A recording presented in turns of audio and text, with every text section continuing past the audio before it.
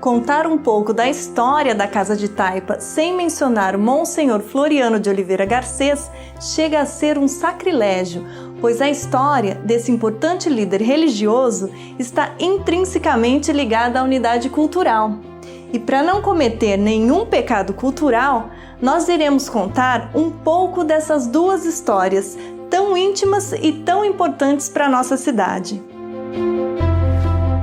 O MAHA, Museu e Arquivo Histórico de Assis, Casa de Taipa, José de Freitas Garcês, é atualmente uma das unidades culturais mais importantes da Secretaria Municipal de Cultura.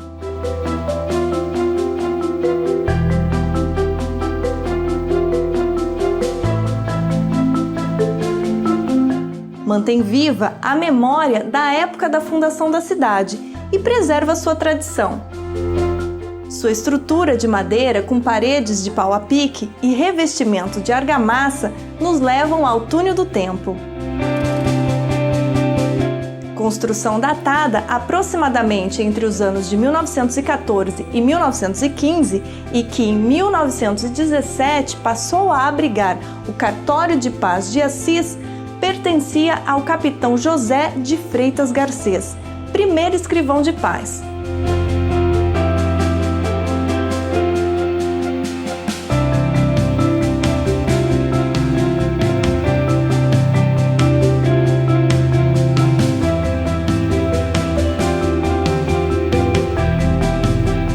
Posteriormente, pertenceu a João de Freitas Garcês, que a vendeu ao seu sobrinho, Monsenhor Floriano de Oliveira Garcês.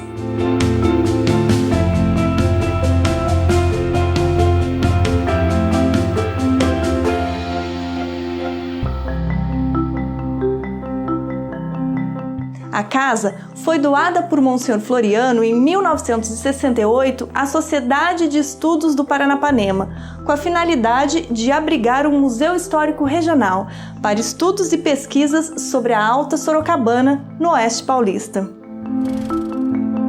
Com a desativação da Sociedade de Estudos, a propriedade voltou a pertencer ao Monsenhor Floriano, que em 1999 doou a Casa de Taipa para a antiga FAC, Fundação Assisense de Cultura, hoje Secretaria Municipal de Cultura.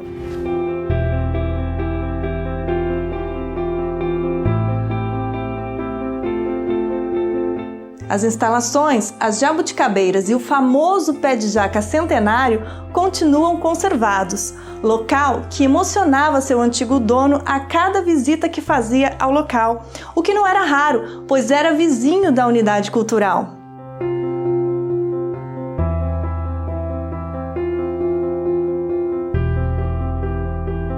Monsenhor Floriano não era somente um padre católico engajado em causas sociais. Era um verdadeiro livro itinerante da história de Assis.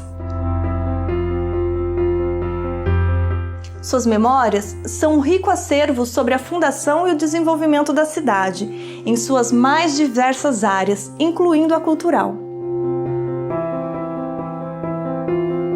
Essa jaqueira foi plantada há 103 anos. Ela veio do Sergipe. E meu avô comprou 8 quarteirões aqui. Inclusive esse que nós encontramos. Assis terminava ali atrás da catedral, onde tem aquela pizzaria. E dali acabava a avenida.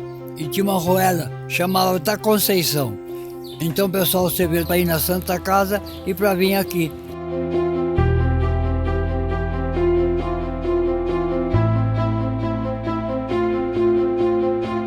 Embaixo da sombra gigante da jaqueira, Monsenhor também relembrava a época da sua juventude, quando a família se reunia embaixo da árvore. Uma das memórias que fazia o sorriso do Monsenhor saltar no rosto é quando os noivos iam casar ou as famílias iam registrar os seus filhos no cartório de sua família, que funcionava onde atualmente é o museu. Desde menino, meus pais educaram-me bem na Igreja Católica. Eu era coroinha da catedral.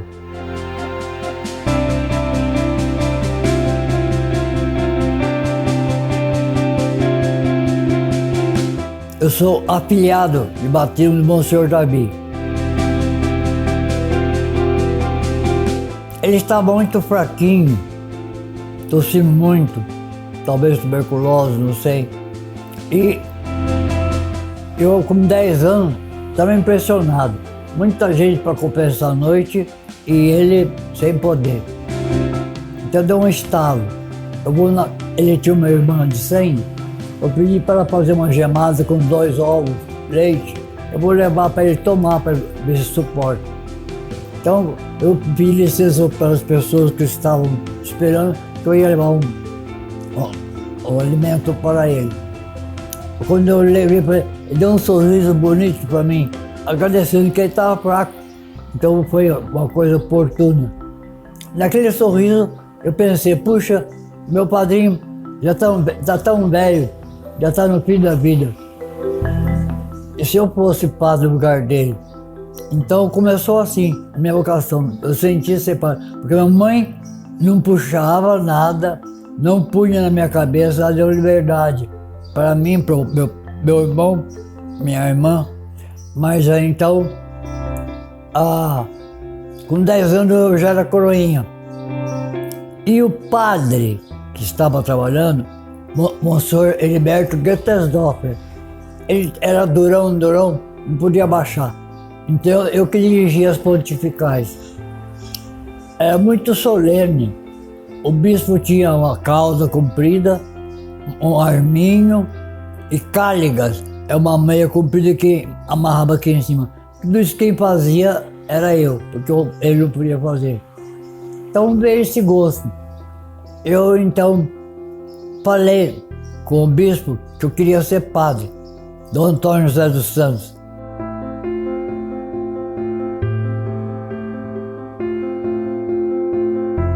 E ele fundou lá no bispado mesmo, o seminarinho. Éramos 9 os candidatos. Aconteceu um após o outro, foi saindo. Só fiquei eu. Então eu falei, olha, um padre e um professor para mim, eu não quero não. O senhor me manda para Botucatu estudar lá, ou então eu vou ser franciscano. Aí não, você vai ser padre. Aí então ele levou a sério e pediu lugar, eu estudei. Assis não tinha ginásio ainda. Tava chegando. Eu fiz o preparatório lá, onde é o Cine Piracaia. Então, eu fui para Botucatu, eu fiz o ginasial, eu também o colegial lá. Depois eu passei 7 anos. Aí fui para PUC, São Paulo, Seminário Central do Ipiranga.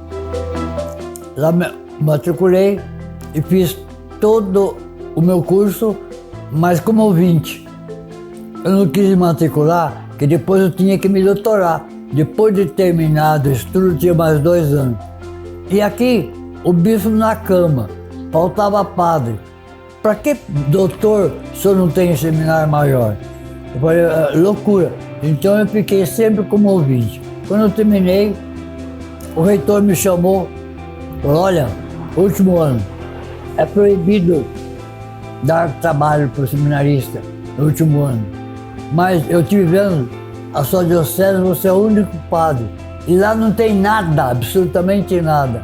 Então eu vou dar trabalho para você começar a aprender a trabalhar. Eu fui bedel, responsável pela disciplina da filosofia e da teologia, com 220 seminaristas, alguns padres que vieram para se doutorar, enfim. E ele me avisou que eu ia trabalhar muito. Quando foi no último ano, o reitor me chamou, falou, olha, eu tenho em mãos todos os resumos das dioceses do Brasil que estudam aqui, os seminaristas estudam aqui. E a sua diocese é só você e ela não tem nada para a diocese. Você tem que fazer tudo. Então eu vou pôr você trabalhando esse ano. Você vai ser bedel Depois, lá nas férias, você é o título que a gente tinha de prefeito. Orientar, comprar feijão de saco, de arroz de saco, para 200 assinantes. Eu me ordenei em 7 de dezembro de 1952.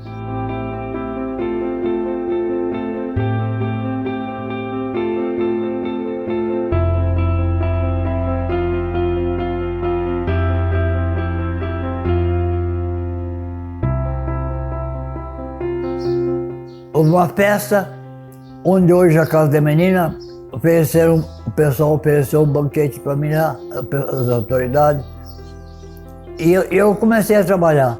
E assim é que Deus me abençoou muito. O Marrá, Museu e Arquivo Histórico de Assis, é formado pela Casa de Taipa José de Freitas Garcês e pelo anexo José George, com localização à Rua Palmares, número 382, esquina com a Rua Capitão Garcês.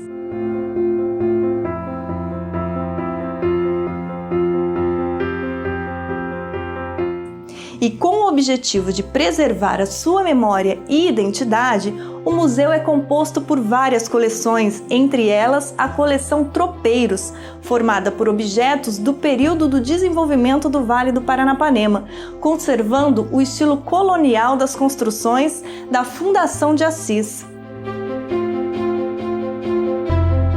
E o anexo abriga ainda coleções nas áreas de arqueologia, balística, moedas, máquinas de escrever e fotográficas, projetores, além de coleções de fotos e discos.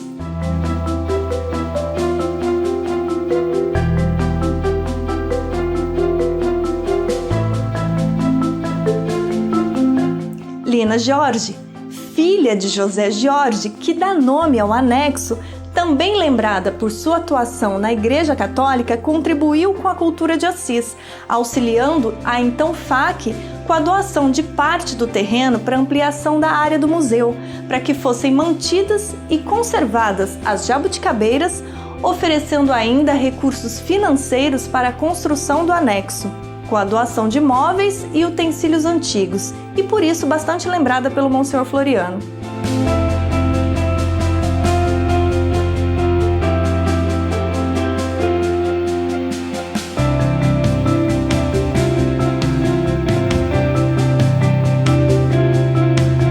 Porque, essencialmente, a parte da igreja espiritual, mas tem a igreja parte promocional.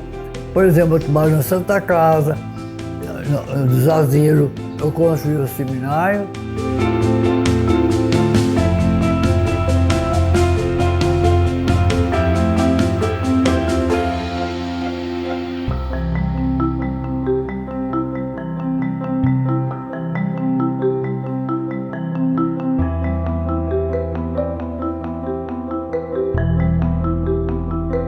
Catedral, o centro pastoral da catedral.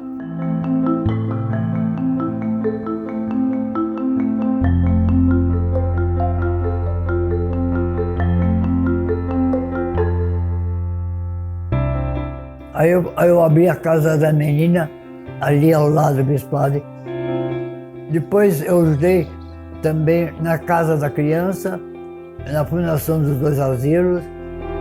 E eu era encarregado do patrimônio da diocese. O capitão Assis deu 80 alqueires para a cidade e 10 para Ponte Santo Antônio, que o bispo depois deu para Santa Casa, que não havia aquela entidade aqui em Assis, só na Itália. Hoje está uma belíssima Santa Casa, belíssima. Então precisamos ver a alma e lembrar que então também tem o corpo. Quando ela não pode, a igreja tem que fazer promoção para manter o que tem sido feito em todo lugar e aqui também. Muita alegria, muita alegria. Humildade à parte, eu não tinha conhecimento, mas houve no Brasil uma pesquisa entre as pessoas que fazem promoção e, passado bastante tempo, continuam na ativa as promoções. Eu, sem saber, fui convidado uma terça-feira para ir à sexta-feira na prefeitura receber o título. Eu sou cidadão benemérito de Assis. Agora eu aponto outras pessoas beneméritas para receber esse título.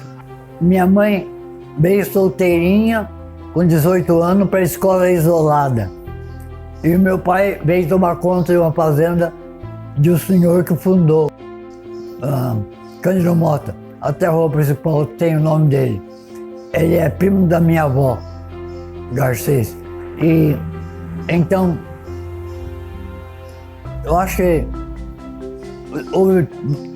todas as promoções que eu fundei continuam em alta, trabalhando. Nenhuma pereceu. Eu ganhei esse título, mas eu digo assim, eu fui o coordenador. Quem deu foi o povo, né?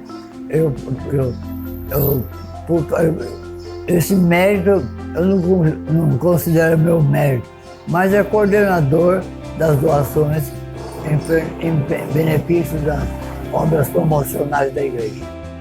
Mamãe conheceu o papai, casaram-se, tiveram 4 filhos. Meu pai, ele é engenheiro, agrimensor e eletricista. A Sorocabana chegou em 1914 aqui em Assis. E os índios não deixaram passar. Metade de São Paulo, de Assis para Mato Grosso, tudo era índio. Ninguém entrava. Só o papai que tinha conhecimento que entrava. E o Mendes Júnior, que era aquela firma que vinha trazendo, foi proibido que os índios, armados, com flechas envenenadas, subiram naquela máquina, dando sinal para abordar, os mortaram logo, eles iam atirar. Aí então mortaram. O engenheiro encarregado da Mendes Júnior procurou saber se havia algum engenheiro. E o único era meu pai. Então ofereceu 20 milhões para o meu pai terminar a estrada de Assis ao Rio Paraná. Meu pai fez tudo.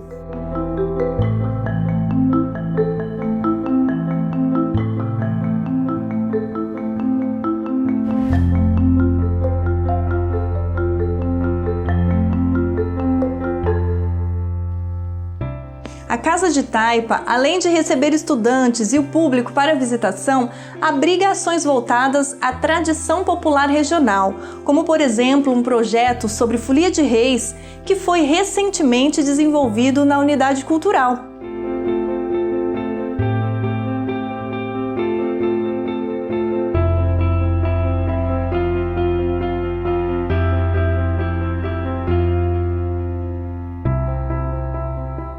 E cedia anualmente uma das festas mais populares de Assis, a Festa do Folclore, que já virou tradição regional, reunindo artistas locais e também da região, com artesanato, comidas típicas, danças tradicionais como a catira, atraindo numeroso público de toda a região.